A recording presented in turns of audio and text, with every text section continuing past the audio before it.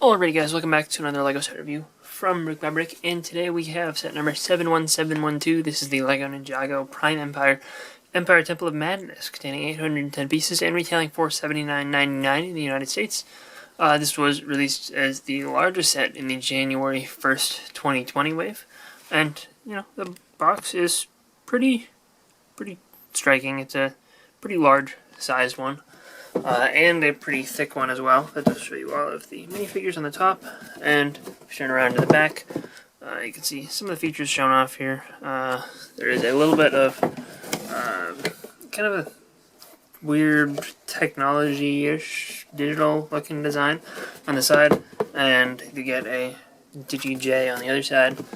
And the instruction manual is pretty decently thick for a set of this size. Perfect bound. And in the back of the manual, if we flip all the way back here, you'll see that there is an ad for LEGO Life and an ad for some of the other Prime Empire sets, and then all the parts list in the back. But this is the only, and I guess Gamers Market is a structure too, but this is the big structure temple of this wave, and I generally tend to like the temple sets. This one, has a little bit of a interesting and different color scheme, but I'm still looking forward to checking it out. So let's take a look at the temple build. And here's the whole temple here, all in one piece, and it's pretty tall. I did have to back my camera up in order to be able to fit the whole thing on here. There we go. Gotta just adjust that angle. But yeah, total of 15 inches all the way up to the top. Pretty substantially sized too. It's pretty deep. Of course, not all of this is actually like places where your figures can stand, so it's not like a completely full depth building. But it's got a pretty good overall size to it for something that's $80. But we'll have to take you in a little bit closer to see all the details. So down up here in the front we have the entrance to the temple, and the entrance is done with some interesting curved tiles. It looks pretty good. The level sign here is kind of cool. The red on the stickers is not quite as opaque as you'd want it to be, because it is on the whole sticker sheet is a transparent backed one.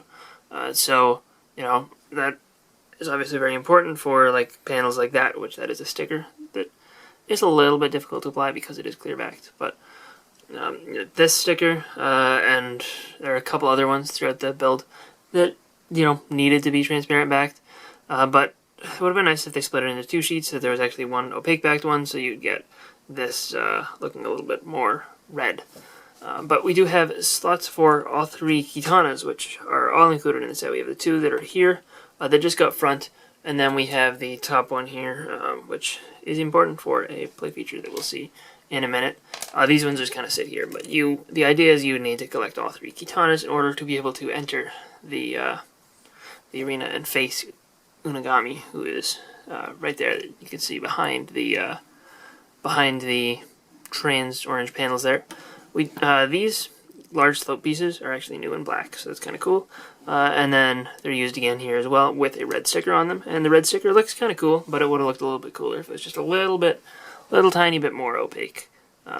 We do have some arrows here, because these are blocks that you would be able to, maybe you'd insert the katana in there, and then you'd be able to jump up here, and up here, and up here. I guess we gotta move up a little bit.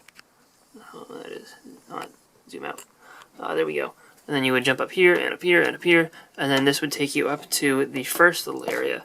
And this area here would be some sort of video game within a video game challenge, I guess, because you probably have to beat this game, which does use a cool stickered tile there to make up the screen. And it can be removed if you want to pull this out and maybe use it in some sort of other arcade build. But yeah, pretty simple and pretty effective build. I like the little joystick piece used there. And we do have some weapons here, which use parts from those little weapon packs. There are 3 of those swords, and then inside this crate here, there are the rest of the weapons from that pack, including 2 of these and 2 of the little daggers. But you can just stick this crate back in there. And that's what you would find over here. The left side features the same sort of arrow blocks to jump up on, and you just do the same thing. One thing that I should point out is you can change the angles of these if you want maybe them to be a little bit more slippery, a little bit more of a challenge. All of them can be rotated, except for the one at the very bottom. That one is locked in place. And up on this side, we would have the sushi restaurant, which has a little bit of a play feature here. For any of your characters who are standing up here trying to climb up, you can pull this up, and it will drop down these little sushi bombs. And I guess they do all feature the same printed tile as one of the little background character thingies that we'll see with the minifigures later. But that's a cool printed tile, and you get 3 of them in the set, and they are exclusive to the set, so kind of cool. Basically, you'd pull this up, and it would. I guess we should probably put a figure right here on this one, and that will work a little better. But you'd be able to do that, and it would knock him down, and then you'd be able to do it again without reloading, and then after you want 2 off, you'd have to reload them in there. But that's a cool little play feature. Pretty simple. You could activate that with a Kitana too if you really wanted to. Not that, I mean, I guess if you give a Kitana to the bad guy, then maybe that would make sense. But yeah, since the Kitanas do fit inside Technic things, we'll see that again with one final play feature in a little bit. But aside from that, we do have a little bit of a, I don't know, some sort of sushi making machine, I guess. And then we have some chopsticks here, which are represented by just 2 Harry Potter wands, which is kind of cool. Kind of a neat little part usage there. But yeah, the back here has nothing really.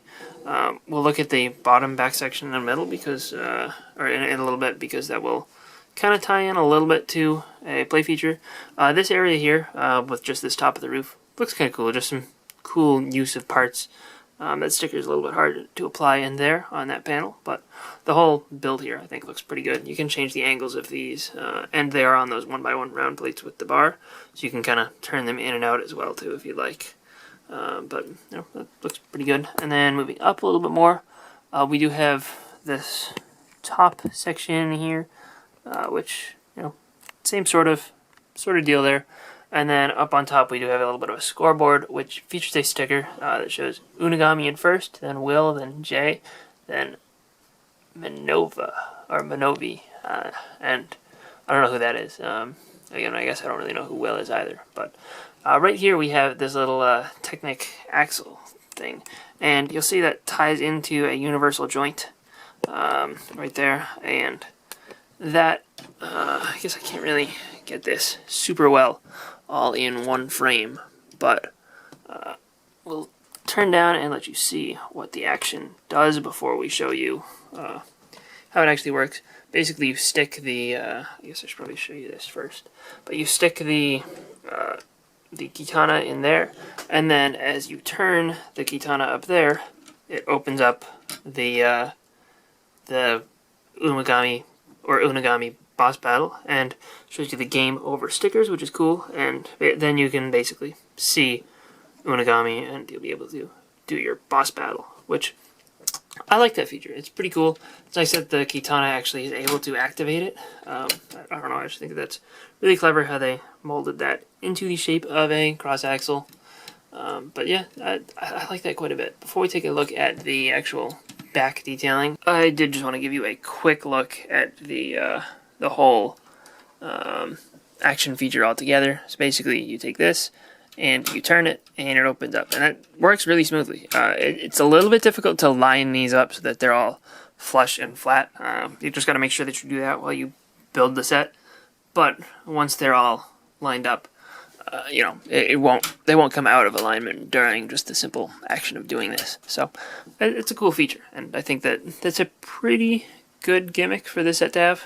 And this back area here has the throne for Unigami, and it doesn't actually have any studs in there. It just slots around these 2 dish pieces that are on the bottom of them, but it's a pretty decently built up throne, and it can swivel all the way around 360 degrees, and doesn't look bad from behind either. So it's a good looking thing. And then you just have these four screens here, which have scenes from various games. It looks like this one sort of reminds me of Lego Battle of Ninjago. I don't know if that was an intentional Easter egg, or if that's just what it's reminding me of, but it sort of feels like it might be. And then I don't really know what the other three are supposed to reference, if they're supposed to be anything specific at all. The one thing that is kind of annoying about this build, for some reason, these, or at least this, well, I mean, I guess both of them, neither of these big sword pieces want to stay standing upwards. They like to just kind of flop over, which is a little bit annoying. And they'll just do that, which kind of mildly annoying. I don't know if there's some way that you could mod that so that it would work just a little bit better. Maybe if you were able to use one of the pins with a little bit higher friction, it might work better. I don't know. I might have to try it and see. As far as the rest of the build goes, I guess I should mention that it is elevated off the ground using a couple of these kind of stilt assemblies. There's a fifth one, like right under there in the center there. And this whole front section here is actually clipped on in an interesting way using these Star Wars binocular pieces. Just because it has two bars next to each other, and that just allows this whole front stairway area to clip into place. And I don't know, it works pretty well and kind of clever. I liked it. To start off our look at the figures, we will take a look at Lloyd and Jay in their Season 12 outfits, and both of these figures use a lot of the same parts. We have this identical health bar, which is shared across every ninja in any of the Season 12 sets, except for, I think, Cole in the Juniors one, but, well, the 4+ one. But, I believe every other one has one of these, and every time it is the same exact print. So, you don't get any variation in the amount of health that the heroes can have, which is a little bit unfortunate. I would have liked, to at least have maybe one with 1 bar, one with 2 bars, and one with 4 bars, appear in a set. So if you wanted to replicate your ninja losing health, you could do that. But, I guess it's not the end of the world that you can't. It is nice that they introduce these pieces at all. If you don't know how those work, those actually attach to the scabbard pieces. It's just a bar connection, and you just stick the bar in there, and the bar attaches to that too. So it's just this one new piece up there, and then the one new piece for the shoulder armor, and that shoulder armor can hold the katanas, 2 of them, like a lot of previous ninja sword holder elements. They do also have new weapons for this season, which feature this dual molded game controller handle, and in most of the sets it appears in this black and white version. There's a different one in the arcade pods that's gold and something, gold and black, I think. And then there's a red and black one for the bad guys in a couple of sets too. Not in this set though. And Lloyd gets the same piece used, but his becomes a sword. So, those are decently interesting weapons for these guys. But in order to see the printing on their torsos and stuff, we're going to have to remove these shoulder armor pieces. And that also just allows us to take a little bit of a closer look at these new masks, which are an interesting design. They kind of work, I think. They're definitely not super ninja mask-like, but, they look cool for this sort of digital season. If we remove those, we can see that the masks under there are actually printed on the faces, which is interesting. It gives us a new head design for each of the characters. And fortunately, they actually take advantage of that and use it to print new expressions on the other side. These aren't like the craziest, most different expressions that they've done, but it's nice to have another slightly different face for, the ninja, which really haven't had too much variety there since the Ninjago movie. But the torso printing on their backs is pretty good. I would say that that's really terrible white printing, but I don't think it was supposed to be white. I think it was supposed to be like this green color, in which case it's not perfect still, but it's definitely, I think, forgivable on that. And Jay's white printing isn't that bad either, so, pretty well done. Obviously, Jay's isn't quite as bright as his arm is, but I think I would call that acceptable. But yeah, both of these figures are pretty good, though they are both pretty common amongst the sets, and they do both each come in a $10 arcade pod set. Though that isn't true for Cole, who only appears in this set and the junior set, albeit without the shoulder armor. So this is the only set that you're going to get a super complete version of Cole, and he does use the same armor piece as Lloyd and Jay, so we are going to have to take that off. And this is actually pretty much the version that you'd find in the 4+ set. He does have his scythe weapon here, which uses that game controller part. And that's kind of interesting since it takes advantage of both connection points on there. And the actual printing of the figure is pretty cool. He's got some metallic printing on his torso. Again, he has a new one of these mask expressions and a new face on the other side, which is actually pretty cool. I like that one. It reminds me a lot of the CMF from the Ninjago movie, but instead of being angry, he's happy. But he's got the open mouth there, and yeah, pretty effective, I would say. And overall, I think that the detail on this figure is pretty good. Looks like he does in the show. And again, he uses that new mask piece, which for each of them does have a unique printed symbol on the forehead, sort of reminiscent of the Season 4 suits. Next up, we have Emperor Unigami, and this figure is not exclusive to the set, aside from the fact that this one includes those 2 transparent dishes on the bottom, which, I mean, those are not exclusive pieces to the set, so, essentially not an exclusive figure. But he is a pretty desirable one, as he's like the main character, or the main bad guy of Season 12. So, you're probably going to want him, and he's definitely an intimidating boss battle for this set. The overall design of this figure is actually pretty cool. They introduced 2 new pieces for him, which is kind of neat. And those are his beard and his hairpiece. And his hairpiece is dual molded, I believe. I don't think that that's painted on there, but it's a little bit of a soft plastic or a hard rubber, and you can see the dual molding on the inside. That is, I believe, bar size. So I think you can, you can have a figure hold on to it like that. So I don't know. Maybe there could be some interesting use of that part. But it does look pretty good, and he does have some really good back printing that goes all the way down the back of his dress piece, which is kind of pretty detailed for a Ninjago figure. Though it is appropriate as this guy's the bad guy. He does have 2 faces. So the front one looks like that. We'll show you what it looks like with the beard removed in a minute, but I want to show you the kind of corrupted version of his face with the beard on. His weapon is nothing special. It's just a staff spear thing, using one of these Nexonites pieces. And if we were to remove the beard, this piece, I would like to see them use a little bit more and not just instantly retire, because, it's a little bit weird having every Lego minifigure with a beard piece have the same beard piece. But the torso printing on the front and of the torso and the dress piece is pretty cool. I really like the teal and red design for this guy. It wasn't the greatest thing ever in the actual build of the set, but for the color scheme of this figure, I think it's really cool. And there's just a slightly better look at the back printing with the armor piece removed. I guess that sort of works to display the Tsushimi here, and he's an interesting little buildable thing. He's basically like the sushi rolls that you can drop off using the play feature. He uses the same printed tile as those, but this one has arms, so I guess he would be some sort of little bad guy, and he's got the ability to move his arms in and out. He can hold a weapon, and I guess he could hold a second weapon too. But yeah, that's pretty much all there is for this guy. Very simple, but I guess it's kind of fun to have attacking sushi rolls, right? And last up for bad guys here, we have a red visor and Tsushimi himself, the evil sushi chef guy, because that's a very important thing to have in all evil video games. The red visors appear in a couple of the sets, and they're probably the most massable, or the ones that should be the most massable.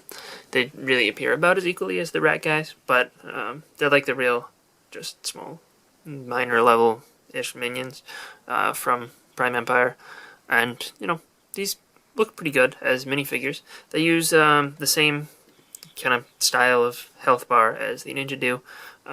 Obviously, every single one for the bad guys has 4 health points, and it would have been nice to get a little bit of variety there, but it's not the end of the world, I guess. As far as weapons go, we have 2 meat cleavers for the Tsushimi, and Red Visor gets this black unprinted shield, which is not super common, so that's cool. And he also gets a little blaster pistol thing. But in order to see the detail again, we're going to have to remove the shoulder armor pieces. We get a black one, which is exclusive to the red visors for them, which is cool. And then Tsushima just gets a white one like all the ninja. But they do get red katanas back there. And both of them have back printing on their torsos, which looks pretty good. I like the pixelated designs on Tsushima. They're kind of neat. Yeah, I like the red visors, overall color scheme, and, you know, torso print for them. The white printing on Tsushima isn't perfect. It looks slightly pink, but it is a lot better than they used to be. So I have to give it a little bit of props for that. And the face print for him is cool, I guess. He gets a new color for this, kind of bandana bald head piece, which is actually, I believe, inverted of what it originally was. I think the first use was red with yellow on the top. So, you know, that's just kind of a funny little coincidence. And red visor gets a trans orange visor, which is interesting. But they do get an alternate face for those guys to make them look a little bit more corrupted, which I guess you could use to just add some variety, or you could switch all of your red visors over to this to make them all, like, corrupted and something is going wrong. There is a glitch. So, I think that this is a pretty solid Ninjago set, as far as Ninjago sets go. It feels a lot less traditional in architecture style, so if you're a fan of the regular, like, Asian-style buildings, this might not click super well for you, but, you know, I think that the overall design style is still pretty good, and I do like it on the whole. It's definitely not my favorite temple set that they've done, though I will admit that the play features in this set are really good, and I do think that this is it's a very solid set for play. Less solid than the average Ninjago building set for display, though. So, you know, if you're a kid and you want a really good Ninjago playset, I think that this is a pretty good one. If you're an adult collector and you want some really solid looking building, I don't think that this is the best set for you, but it's not too bad. And I do think that it is an interesting build that goes together pretty nicely. So, you know, I think if you're just a fan of Lego building and you like to see stuff, or if you like to build sets that are different from stuff you've built before, I think you'll probably like this one reasonably enough. But, you know, I'd probably give this about like a 6 or 7 out of 10. You know, it's not the greatest thing ever, but for $80, it's also not bad. And I do think the figure selection is pretty good. No real complaints there at all, especially with the fact, I mean, I guess maybe it could have given you, like, Nia instead of one of the other ones, but still, you know, I mean, it does give you Cole, who is only in this set, and the arcade pod, so, you know, can't really complain too much about that either. And it does give you, I think, enough of the ninja to be able to have some sort of actual, really fun battle here. I guess maybe it includes too many ninja, if anything. But, yeah. Hope you guys enjoyed this little review. Let me know what you think of this set in the comment section down below. And I'll see you guys all next time. Bye, everyone.